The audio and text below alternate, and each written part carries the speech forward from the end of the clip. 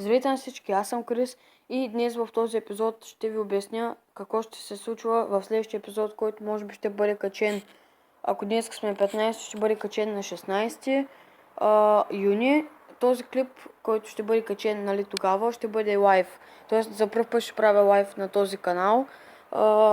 Това ще бъде за него клип, ще бъде на играта Clash Royale. Може би утре, където е 16, ще играем просто така геймплей на новия апдейт на Clash Royale. Пък на другия ден сигурно ще направим пак един лайв в 8:30 може би ще бъде. Аз предварително утре на обяд или малко по-късно ще кача още един клип такъв, за да кажа точно в колко часа ще бъде лайва, кога ще бъде точно лайва.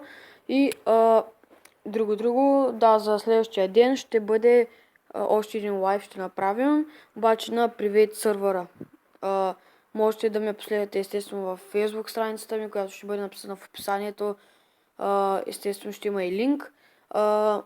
За последващия клип, където казах, че ще имаме лайв, където ще играем Private сървъра, отново ще оставя още един линк в описанието. Естествено и на миналия клип, където играем отново Private сървъра на Clash Royale, има линк в описанието, може да се върнете да го видите, да си го изтеглите. Работи на 100% и як хак, такъв Private сървър. Добре, това беше за информацията за следващия ден и за последващия ще правим лайв. И няма да излея да дойдете.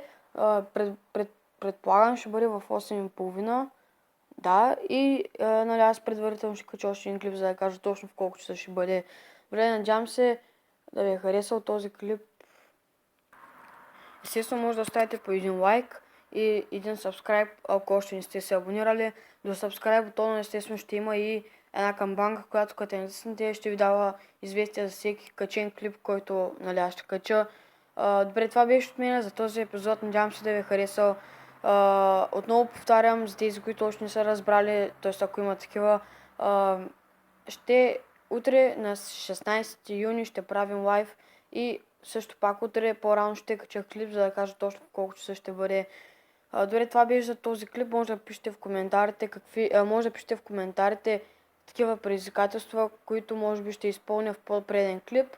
И кажете дали ще е интересно да почна да правя примерно клипчета на Clash of Clans, на Boom Beach и такива други игри от Supercell. Добре, надявам се да ви е харесал клипа. Това беше от мен за този епизод на